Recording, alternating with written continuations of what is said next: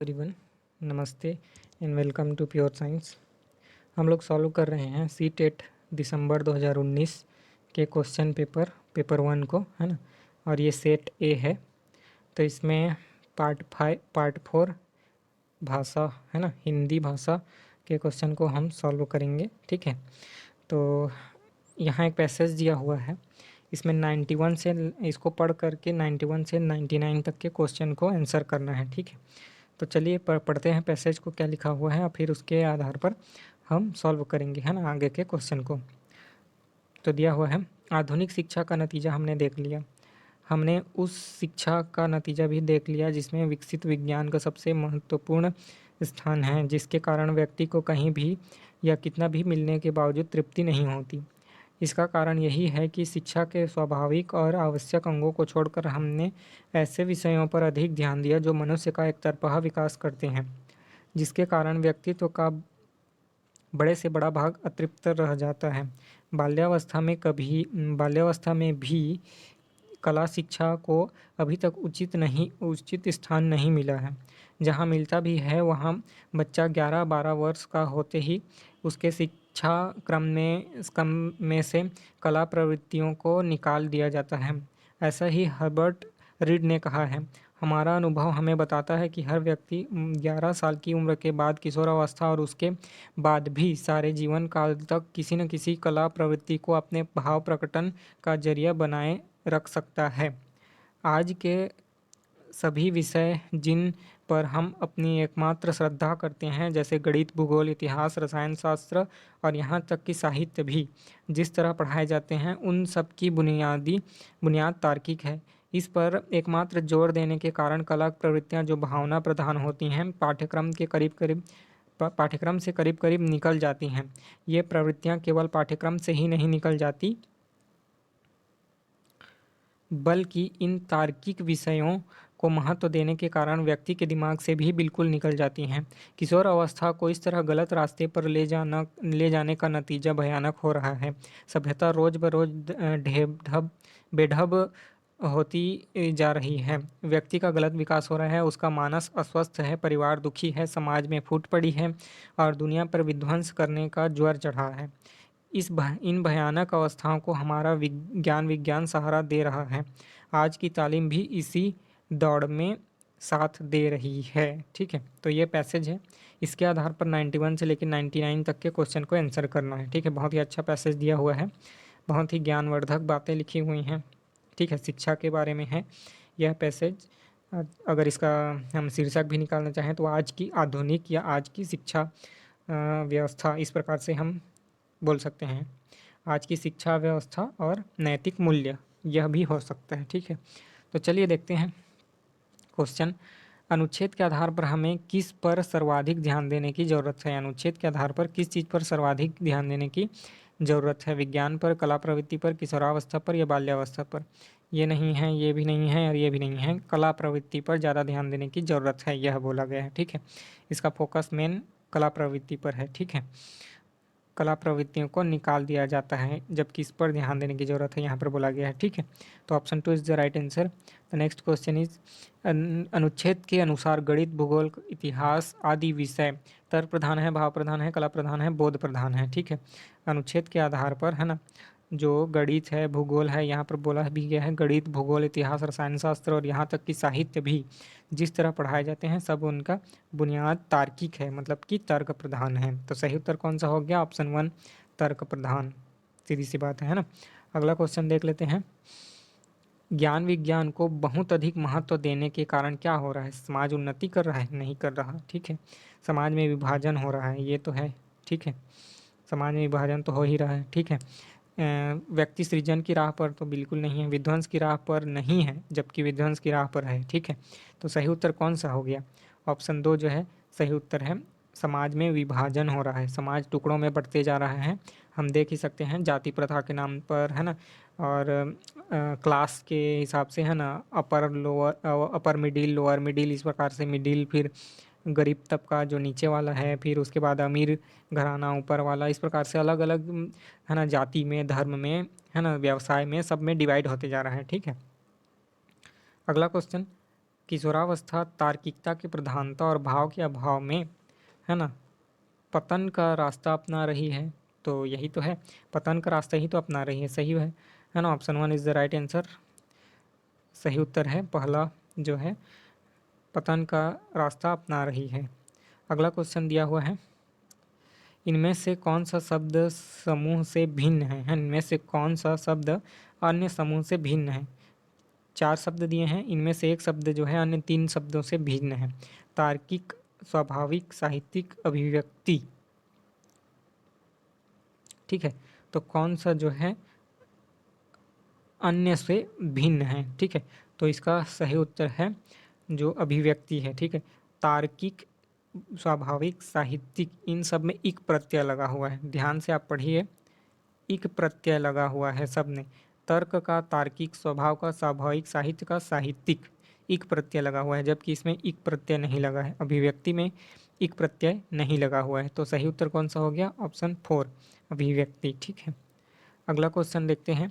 आज की तालीम भी इसी दौड़ में साथ दे रही है। आज की तालीम भी इसी दौड़ में साथ दे रही है। आज की शिक्षा व्यवस्था जो है उसी दौड़ में साथ दे रही। किस दौड़ में? है ना, यह वाक्य में निपात है। निपात क्या है? ठीक है, ऑप्शन दिए हुए हैं, आज भी, इस में, है ना। तो किस पर जो है जोर है? निपात है। निपात कौन सा है? ये किस पर जोर है? ठीक है, आज की तालीम भी, यहाँ पर भी जो है निपात है। ठीक है, option 2 is the right answer. भी जो है निपात है। ठीक, अगला क्वेश्चन, विकसित शब्द में प्रत्यय है। विकसित, है ना, में प्रत्यय कौन सा है? तो विकास प्लस इत, है ना, विकास, विकास और इत से मिलकर बना है विकसित, है ना। तो इस, नहीं, इत, है ना, तो इत प्रत्यय है। ठीक है, option 2 is the right answer. इत प्रत्यय है, विकसित में इत प्रत्यय है। सही उत्तर है ऑप्शन 2। अगला क्वेश्चन देख लेते हैं। अनुच्छेद के आधार पर कहा जा सकता है कि आधुनिक शिक्षा का नतीजा अच्छा होगा, खराब होगा, क्या होगा? ठीक है, अनुच्छेद के आधार पर कहा जा सकता है कि आधुनिक शिक्षा का नतीजा जो है क्या होगा? ठीक है, सुखद तो नहीं है, बिल्कुल दुखद ही है। ठीक है, औसत ये भी नहीं है, ये भी नहीं है। ठीक है, तो दुखद है आधुनिक शिक्षा का नतीजा। ठीक है, आजकल जिस हिसाब से शिक्षा दिया जा रहा है उसका जो नतीजा है दुखद ही है। अगला क्वेश्चन देखते हैं। आधुनिक शिक्षा में किस विषय को सबसे अधिक महत्व दिया जाता है? आधुनिक शिक्षा में ना किस विषय को सबसे अधिक महत्व दिया जाता है? कला को तो नहीं दिया जाता बिल्कुल, है ना, भाषा को भी नहीं दिया जाता, विज्ञान को ही महत्व दिया जाता है। ठीक है, इतिहास को भी नहीं दिया जा रहा, है ना। सब लोग जो है टेक्नोलॉजी, विकास, विकास दर, इसी की बात करने में लगे हुए हैं ना। विकास हो रहा है कि नहीं, विकास हो रहा है कि नहीं, जीडीपी कितना है, क्या है ना, पैसा मिल रहा है कि नहीं, संसाधन मिल रहे हैं कि नहीं, है ना, भोग की वस्तुएं बढ़ रही हैं कि नहीं, इसी पर जोर दिया जाता है ना। भोगवाद की प्रवृत्ति बढ़ रही है, विज्ञान और टेक्नोलॉजी पर ही जोर है। ठीक है, बाकी के विषयों को महत्व नहीं दिया जा रहा। तो सही उत्तर कौन सा है? ऑप्शन 3। नेक्स्ट क्वेश्चन देखते हैं। यहाँ पर एक कविता दिया हुआ है। ठीक है, इसको पढ़ करके 100 से 105 तक के क्वेश्चन को आंसर करना है। कविता या वा काव्य का कोई अंश दिया हुआ है। ठीक है, यहाँ पर तो इसको पढ़ना है और 100 से लेकर के 105 तक के क्वेश्चन को आंसर करना है। तो पढ़ के देखते हैं, चलिए। साकार दिव्य गौरव विराट, पौरुष के पूंजीभूत ज्वाल, मेरी जननी के हिम किरीट, मेरे भारत के दिव्य भाल, मेरे नगपति मेरे विशाल, युग युग अजेय निर्बंध मुक्त, युग युग गर्वोन्नत नित महान, निस्सीम व्योम में तान रहे, युग से किस महिमा का वितान, कैसी अखंड यह चिर समाधि, यतिवर कैसा यह अमर ध्यान, तू महाशून्य में खोज रहा किस जटिल समस्या का निदान, उलझन का कैसा विषम जाल, मेरे नगपति मेरे विशाल। ठीक है, यहाँ पर जो कविता दिया गया है इसके आधार पर आगे के क्वेश्चन को सॉल्व करेंगे। ठीक है, तो पहला क्वेश्चन देखते हैं। हिम किरीट का आशय क्या है? हिम किरीट, हिम मतलब ठंडा, किरीट मुकुट, है ना। हिम किरीट का मतलब यहाँ पर आशय किस शब्द से लिया गया है? ठीक है, ठंडा मुकुट नहीं, बर्फ का मुकुट। ठीक है, चांदी का तो हो ही नहीं सकता, स्वर्ण का भी नहीं है। हिम किरीट मतलब बर्फ, हिम मतलब बर्फ या ठंडा, है ना, बर्फ ही तो ठंडा होता है। ठीक है, तो हिम मतलब तो बर्फ ही होता है। ठीक है, हिम मतलब बर्फ और किरीट मतलब मुकुट। ठीक है, तो हिमकिरीट मतलब बर्फ का मुकुट है ना, हिमालय पर्वत पर जो स्थापित है ना, इसीलिए बोला गया है, हिमालय को बोला गया है। यहाँ हिमालय जो है कविता का शीर्षक कर दे, हो सकता है, होगा है ना, हिमालय यही होगा। देखिए, मेरे नगपति मेरे विशाल, विशाल बहुत बड़ा होता है मतलब हिमालय पर्वत है ना। हिम किरीट मतलब कि मुकुट पर जो है, मुकुट विराजित होता है सिर पर, जो कि किस रूप में है, बर्फ के रूप में है। ठीक है, तो सही उत्तर है हिमकिरीट, बर्फ का मुकुट। अगला क्वेश्चन देख लेते हैं। नगपति, नगपति का विग्रह और समास होगा, समास और विग्रह है ना। नगपति का विग्रह करना है, अलग अलग विच्छेद करना है, और कौन सा समास है ये बताना है। ठीक है, नगपति मतलब नगों, नग यानी रत्नों का पति, या नगों यानी पर्वतों का पति जो कर्मधारय है ना। नगों यानी पर्वतों का पति तत्पुरुष। ठीक है, नगों का पति जो ऐसा बहुब्रीहि है। ठीक है, बहुब्रीहि में तो ऐसा होता ही नहीं। ठीक है, नगों का पति में नहीं, कर्मधारा में ऐसे होता नहीं। नगों का पति होता है बट ये वाला नहीं है। ठीक है, बहुब्रीहि वाला नहीं है यहाँ पर। नगों का पति में कर्मधारय नहीं होता। ठीक, रत्नों का पति नहीं, नगों यानी पर्वतों का पति, ये बहुत तत्पुरुष समास, ये सही है। ठीक है, नगों यानी पर्वतों है ना, सभी पर्वतों का मुखिया जो है हिमालय पर्वत ही है। तो नगों का या पर्वतों का पति कौन है, तत्पुरुष समास हिमालय है, और यह तत्पुरुष समास जो है समास विग्रह। अगला क्वेश्चन, किस पंक्ति में कहा गया है कि हिमालय शक्ति की ज्वालाओं का ढेर है। हिमालय जो है शक्ति की ज्वालाओं का ढेर है, किस पंक्ति में कहा गया है। युग युग अजय निर्बंध मुक्त, या मेरे भारत के दिव्य भाल, या पौरुष के पूंजीभूत ज्वाल। देखिए, ज्वाला से संबंधित है ना भाव आ रहा है, पौरुष के पूंजीभूत है ना, बहुत शक्ति का एक पूंजी मतलब कि स्टोर या भंडार, शक्ति का भंडार ज्वाला के रूप में है ना। तो ऑप्शन 3 जो है सही उत्तर है, पौरुष के पूंजीभूत ज्वाल। यहाँ पर बोला गया है कि हिमालय शक्ति के ज्वालाओं का ढेर है या पुंज है। ठीक है, अगला क्वेश्चन है, जिसे जीता ना जा सके उसके लिए कविता में कौन सा शब्द प्रयुक्त किया गया है। तो सीधी सी बात है, जिसे जीता ना जा सके अजेय कहलाता है। ठीक है ना, अखंड अमर ये सब नहीं है।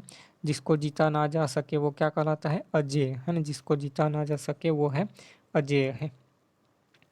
अगला क्वेश्चन, निस्सीम शब्द में कौन सी संधि है। निस्सीम जिसकी कोई सीमा नहीं है, तो ये करके देख लेते हैं। निह प्लस सीम जिसकी कोई सीमा नहीं है, निस्सीम है ना। तो कौन सा हो रहा है संधि, विसर्ग संधि ही हो रहा है ना। ठीक है, तो विसर्ग संधि है। Option 3 is the right answer, निस्सीम मतलब जिसकी कोई सीमा नहीं है। Option 3 is the right answer. अगला क्वेश्चन, हिमालय को यतिवर कहकर संबोधित किया गया है क्योंकि वह है ना यतिवर है ना, यति का वर, यतिवर कहा गया है क्यों। यतिवर, या जैसे यति से समझ सकते हैं,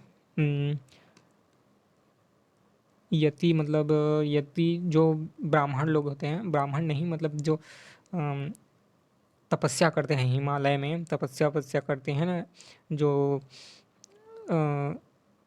संन्यास ले लिए रहते हैं, उनके लिए यतिवर बोला जाता है। यति है ना, उनको बोला जाता है ज्ञानी मुनि, या यति बोला जाता है जो संन्यास ले लिए रहते हैं और तपस्या करते रहते हैं हिमालयों में। ठीक है, उनके लिए। तो यहाँ पर कौन सा शब्द है, भारत का प्रहरी है नहीं, पर्वतों का स्वामी नहीं, समाधि में लीन है, शांत है। ठीक है, हिमालय और समाधि में है ना। ठीक, तो इसीलिए इसको बोला गया है यति, मतलब कि मुनि, ज्ञानी मुनि है ना, जो एकदम समाधि में लीन हो, गहरी समाधि में है ना।